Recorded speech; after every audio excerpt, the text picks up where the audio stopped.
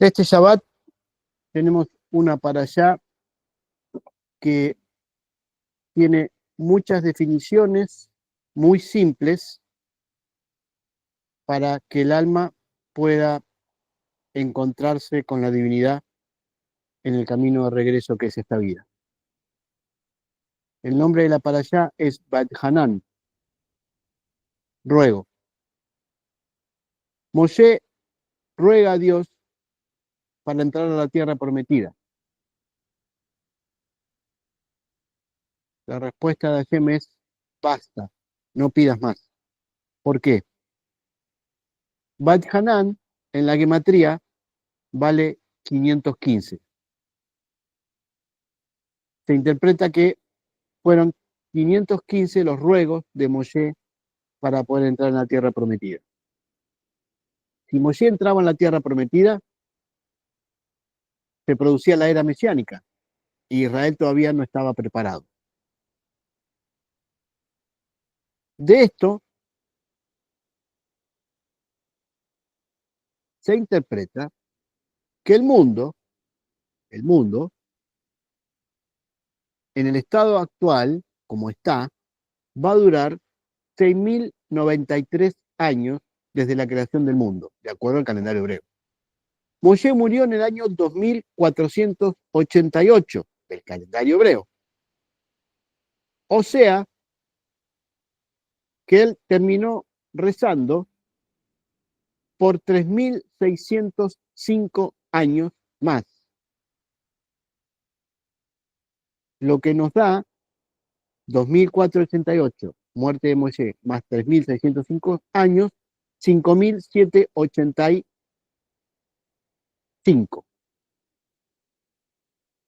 Por ende, Tikkun Haolam se interpreta, la restauración de la creación, se interpreta que faltan 308 años. Entonces, como falta, lo que nos queda es vivir cada día uniéndonos lo más posible con la divinidad.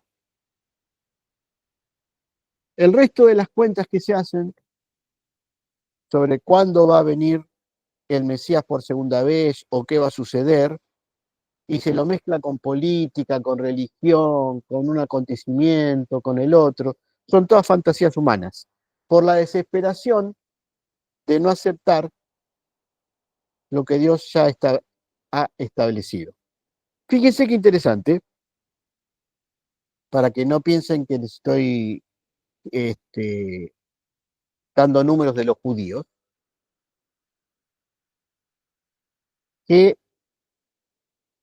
cuando Yeshua nace, había una gran expectativa de que era el tiempo del Mesías. Nacieron muchos y se presentaron como el Mesías. ¿Por qué? Porque de acuerdo al calendario hebreo, era ese el momento en que se había establecido que iban a ser el Mesías. Y después está escrito que si Israel no lo reconocía, que iba a venir un tiempo de oscuridad. Lo que le ha pasado a Israel durante más de 2000 años. Y en ese tiempo de oscuridad hubo mucha muerte y mucha persecución y mucha degradación de parte de la sociedad occidental. Lo podemos ver como un castigo o lo podemos ver como una corrección. Fíjense qué interesante que el pueblo judío es exitoso. En todo lo que hace el pueblo judío tiene éxito, en todo. Por eso hay buenos abogados, buenos contadores, buenos banqueros, buenos maestros, buenos investigadores. Sin embargo, nunca terminamos de tener paz. Se esperó durante 2000 años que cuando volviéramos a tener la tierra que Dios nos ha prometido, iba a venir la paz e iba a venir el Mesías a traer a todos los judíos que estaban esparcidos en el mundo. Muchos judíos volvieron a tierra de Israel, Israel volvió a su tierra, sin embargo no tenemos paz y nos odian hasta querer destruirnos. No solamente es destruir el Estado de Israel, sino a los judíos puntualmente. En la actualidad, en Europa, está creciendo el antisemitismo muy parecido a los niveles de los nazis.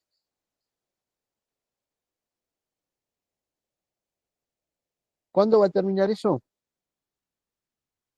Dentro de 308 años y o cuando Israel reconozca que el Mesías vino, que el Mesías es Yeshua, y que todo lo que se espera que haga el Mesías se reconsidere, se le pida menos a la tarea del Mesías y se vaya a lo más profundo.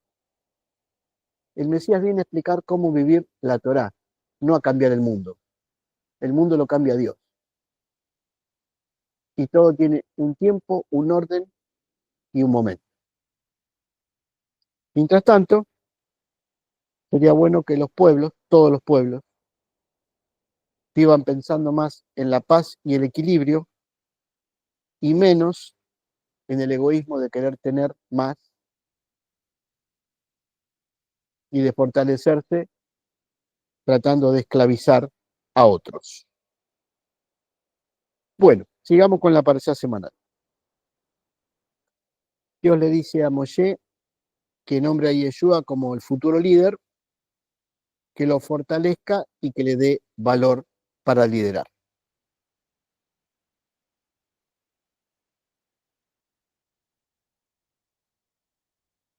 Otra mitzvah que aparece en esta parashá es fundamental para poder vivir de acuerdo a la ley divina. Lo tosifu al-adabar, lo tigru mimenu.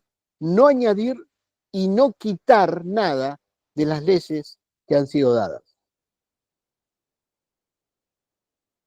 Lamentablemente, se ha sacado todo esto del texto y entonces los textos comunes que leemos en español, traducidos por la religión occidental, sacan palabras, ponen palabras, traducen a otros idiomas y se olvidan de la base. La base y el fundamento es el hebreo y el pueblo judío.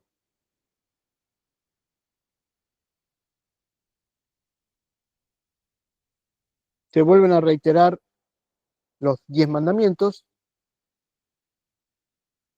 y hay una aclaración respecto a los 10 mandamientos.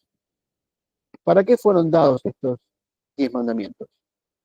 Para que seamos un pueblo Faham y Nabom, sabio e inteligente. Inmediatamente después, el texto dice que no nos hagamos imágenes ni esculturas, ni de Dios, ni de lo que está arriba, ni de lo que está abajo. Porque si Israel lo hace, va a ser dispersado entre todas las naciones. Y cuando reconozca el error, Hashem lo va a recibir. Lo que no dice el texto es qué pasa con las naciones que hacen imágenes, esculturas, pinturas sobre personajes anteriores, bíblicos o no, no importa, y o por personajes posteriores, o cuando pintan y dibujan a los ángeles volando en el cielo, al diablo haciendo no sé qué cosa. Todo eso es cultura pagana, transportada a las leyes divinas. La consecuencia de eso es que el mundo no tiene paz hace 2000 años. Y las guerras son cada vez más destructoras. Otro aspecto importante de esta para allá. La voz divina fue dada en el monte Sinaí, Ley Serrajá, para musar, para adoctrinar o enseñar. Esto fue traducido al griego como doctrina. De ahí que cuando ustedes leen las traducciones paganas al español, Mateo 7:27, la gente se admiraba de su doctrina, está escrito, referente a Yeshua. Cuando lo escuchaban hablar de Yeshua, la gente se admiraba de su doctrina. La palabra correcta ahí es de su musar, es decir, de la enseñanza, que no es lo mismo. La doctrina es lo que dicen en el occidente que hacemos los judíos. Somos estrictos, somos rígidos, por eso nos matamos a Cristo. Pero el texto no dice eso, dice una cosa totalmente diferente. Es más, Hechos 2:42, los discípulos de Yeshua perseveraban y la gente con ellos perseveraba, y está traducido en la doctrina de los discípulos. No es doctrina, es musar. Los discípulos de Yeshua aprendieron del maestro. El maestro enseñaba y los discípulos aprendían y ellos enseñaban. Así que la palabra doctrina no existe en los textos correctos. Ha sido agregada porque el hombre cambió la escritura. ¿Para qué? Para que seamos nosotros.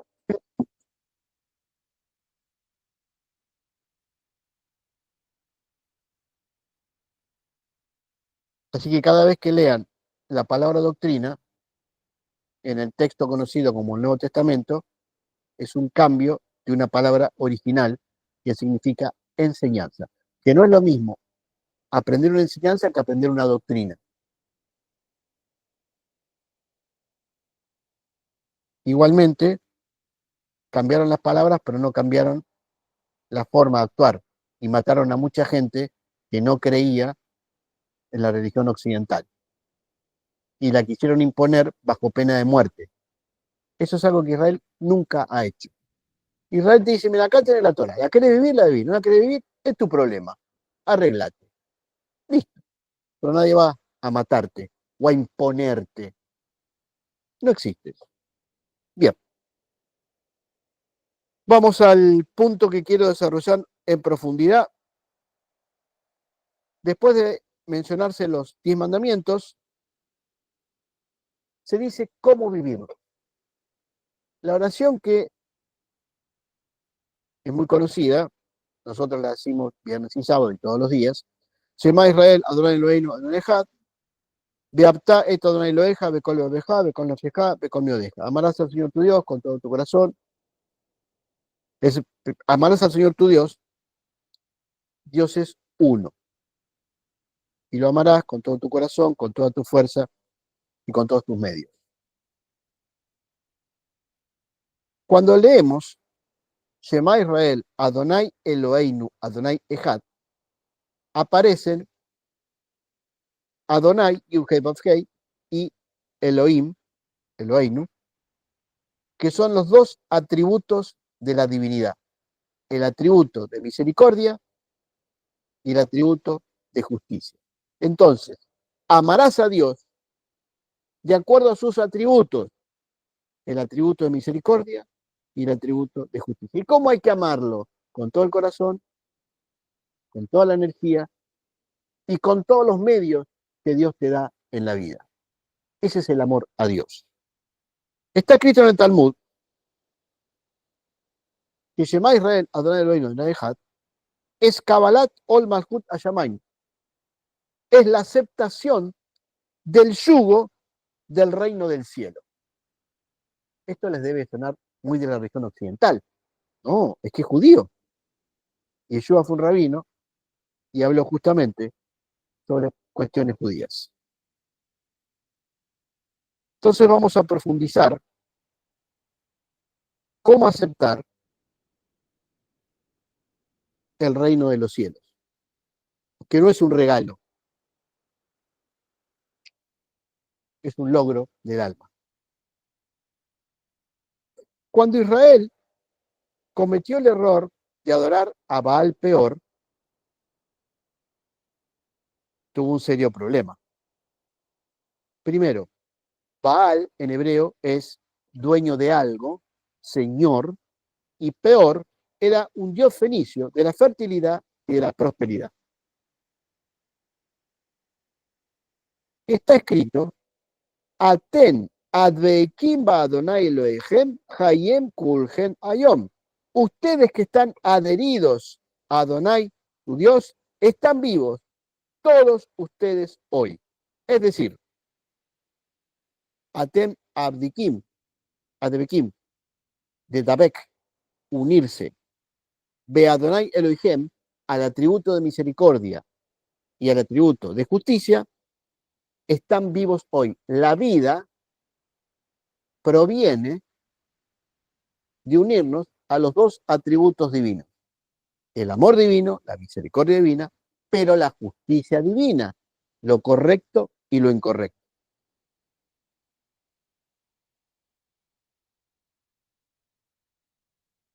¿Cómo podemos lograr adherirnos a Dios?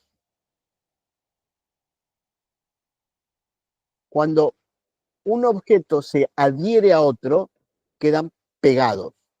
Donde va uno, va el otro. Cuando el alma se adhiere a la fuente divina, te conectás con Dios en todo momento, en todo lugar y en toda circunstancia. Quedás unido a la fuente divina.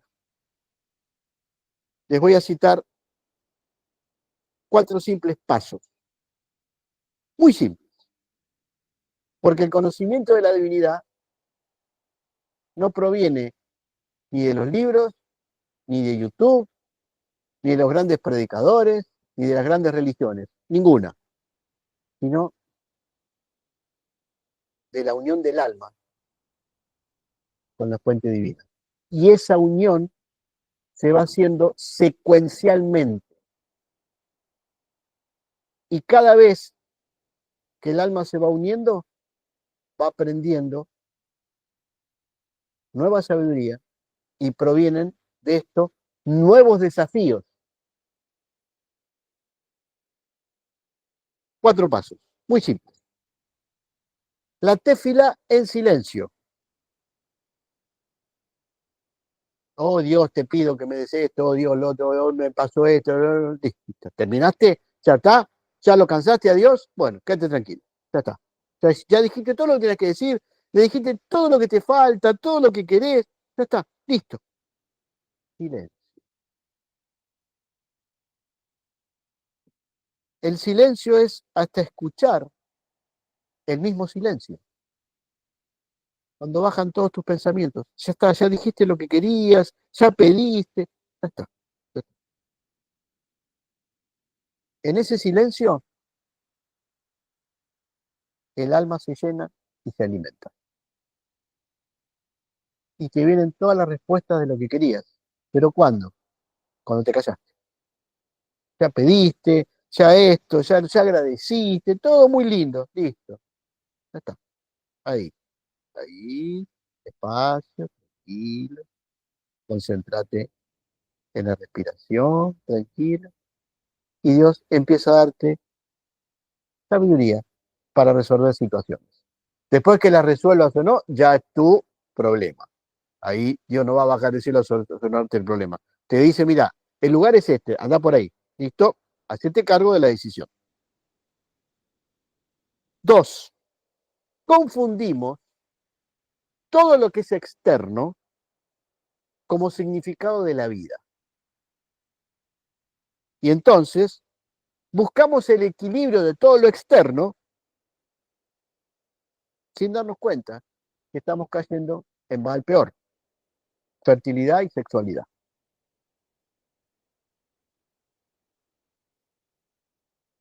El significado de la vida está en el centro del amor divino y la justicia divina. Y dejarse sorprender por lo que Dios enseña. Fíjense qué interesante. Cuando a Yeshua le preguntaron, maestro, y fue un escriba el que le preguntó, no cualquiera, ¿cuál es la principal misma? ¿Cuál es el principal mandamiento? Es decir, quiero unirme con Dios, pero ¿desde dónde tengo que vivir la ley divina? Y él respondió, ama a tu prójimo como a ti mismo, escucha Israel, según los 3 uno, y ama a tu prójimo como a ti mismo. La respuesta que da Yeshua, obviamente, como es un alma superior, contesta desde arriba toda la consecuencia. Yeshua está hablando de dos cosas, de los 10 mandamientos, en dos pasos. Los primeros 5 se relacionan con el hombre relacionándose con Dios, los segundos 5 mandamientos se relacionan con el hombre relacionándose con el hombre. Ama a Dios sobre todas las cosas y ama a tu prójimo como a ti mismo. Y ahí vas a vivir los 10 mandamientos.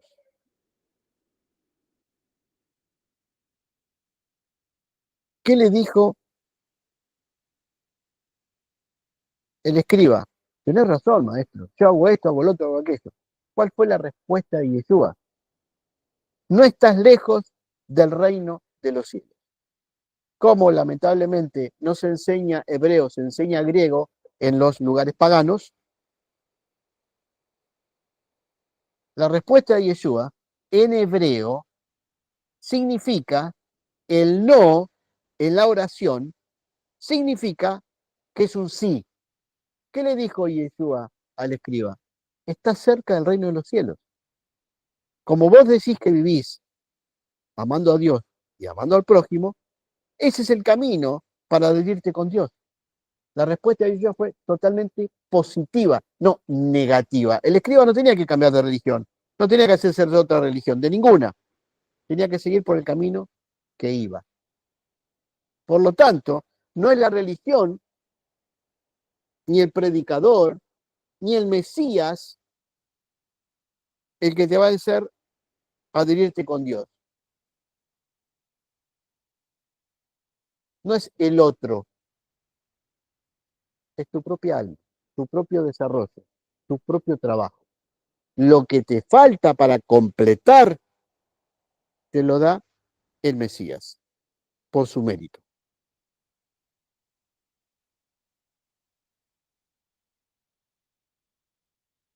Cuando el alma se une a Dios, ya no hay más preguntas. Y ya no necesitas las cuestiones externas para autoconversarte.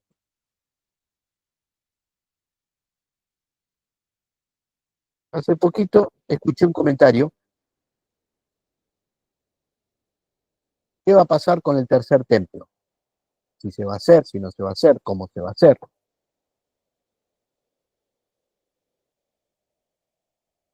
Que en video escuché que la cábala dice que esto, que el otro. En principio, la cábala no existe. Existe una cábala principal y existen muchas interpretaciones dentro de la cábala. Entonces, la cábala de acuerdo a tal escuela. No hay una sola. Bueno, entonces, la pregunta es, ¿y el tercer templo? Sí, mi respuesta es muy simple. En principio, en el pueblo judío hay muchas interpretaciones sobre el tercer templo. Como dije, cuando escuché eso, no creo que ninguno vaya ahora a matar una vaca o un carnero por un pecado. Sino, hay que sentarse, hablar con Dios, reconocer el error y corregirlo. La humanidad ha cambiado en su concepto. Cuando fueron dados los sacrificios animales, en esa época fue un gran avance para la humanidad, porque se sacrificaban personas, de personas a animales. Ahora es la tefilá, la oración y el encuentro directo con Dios. Pero vamos al punto. ¿Y el tercer templo qué va a pasar? Mi pregunta es, supongamos que el tercer templo se construya dentro de 200 años. Vos te vas a morir antes que esos 200 años. ¿Y en qué te cambia que tu alma se una o no se una con Dios? La interpretación que tengas del tercer templo. Es más, sobre el tercer templo, el templo de Ezequiel, que se habla de que es el tercer templo, no tenía que ver ni con las medidas ni con las funciones del primer templo que fue destruido. Entonces, como no coincide, bueno, es el templo de la era del Mesías. como no lo podemos sacar a Ezequiel de profeta, porque dio muchas profecías muy correctas, lo interpretamos de esa manera, la era del Mesías. Siempre el Mesías tiene que solucionar todo. Y el Mesías no vino a eso, ni esa es su función. La función del Mesías es acercarnos a que entremos en el reino divino, que es Dios en nuestro corazón. Bien, y con su Shekinah, su presencia. ¿Cuál es la diferencia entre cómo definimos qué va a pasar con el tercer templo? No, es lógica, es de la lógica, de la mente. Porque en realidad, en el fondo, hay tantas interpretaciones que todas son válidas, porque son interpretaciones. ¿Y en qué te cambia eso? Que tu alma se una o no se una con Dios. Que un edificio va a modificar lo que tenés en tu interior o tu interior modifica lo que está afuera. ¿Dios dónde está? ¿Afuera o adentro? Bueno, cuando llegue el momento lo quiere construir Dios, se construirá. No lo quiere construir, no se construirá. ¿En qué va a cambiar tu alma? Recuerden que Yeshua dijo, mi casa, casa de oración, será llamada puntualmente, citando un salmo, la casa, la presencia divina, es un lugar para la tefila. En un edificio, en otro edificio, en otro edificio. Todo eso pertenece a lo que está afuera de nosotros, al mundo físico. Y el mundo físico es totalmente cambiante. Lo que es eterno es la fuente divina, la energía divina. El otro paso, la emuná, traducida como fe. Y aquí otra vez hay que aclarar los puntos.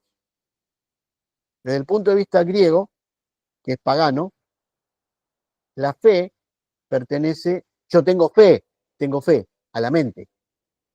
Era como Platón se conectaba con la divinidad. En hebreo, emuná significa confianza. Tengo confianza en que va a suceder lo que tenga que suceder y que Dios me va a proteger. Con verdadera confianza, el alma se da cuenta que puede vivir segura. Y la verdadera confianza te lleva al éxito. Te empiezan a suceder cosas que son para tu bien que no las esperabas. La confianza son destellos de la vida para el alma. Ahí el alma se da cuenta que es eterna y que tiene que vivir las experiencias que le han tocado. Por último, y para cerrar, voy a citar a Yeshua. El conocimiento se vuelve intelectual y de él no brota la vida. La vida brota del conocimiento del corazón.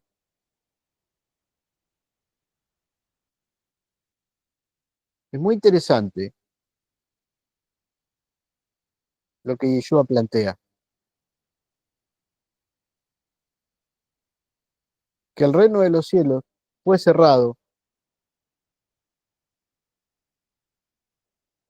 a los jajamim y a los nebunim, a los sabios y a los inteligentes. Y fue abierto, y es abierto, y está abierto a los anabim, anab, a los humildes. Con un corazón humilde tenés el ingreso al reino de los cielos. Por eso la tefilá en silencio es de los humildes. Cuando ya pediste todo, ya sí, me tengo este problema, y tengo esto, y tengo el otro, y ahí se calma la mente, se calman los pensamientos, queda el silencio y Dios te colma. Con sabiduría, con energía y con seguridad.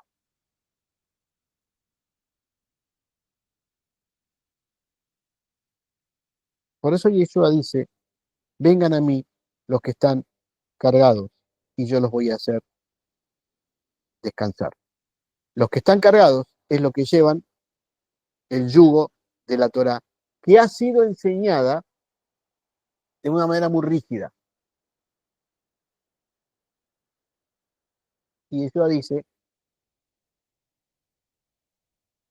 es humilde de corazón, enseñándonos que es la humildad del corazón.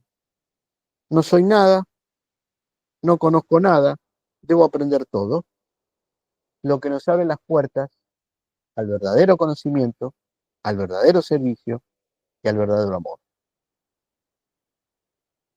Y después hay que dejarse sorprender por las maravillas que Dios le envía al alma.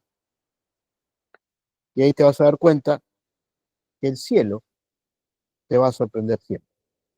Por lo tanto, adherirse a Dios es una acción de todos los días, de toda la vida y de todas las etapas. Cada edad tiene una etapa por vivirse y hay que aprovechar ese tiempo para aprender mayor sabiduría de la vida interior, que es lo único que nos vamos a llevar de este mundo, de esta encarnación, de este tiempo, de esta vivencia. Después vendrán otros a construir lo que ellos llamarán un mundo mejor. Todo lo que tiene que cambiar para que sea todo mejor, generación tras generación. El cambio está adentro y no afuera. Shabbat shalom para todos. Muy bien.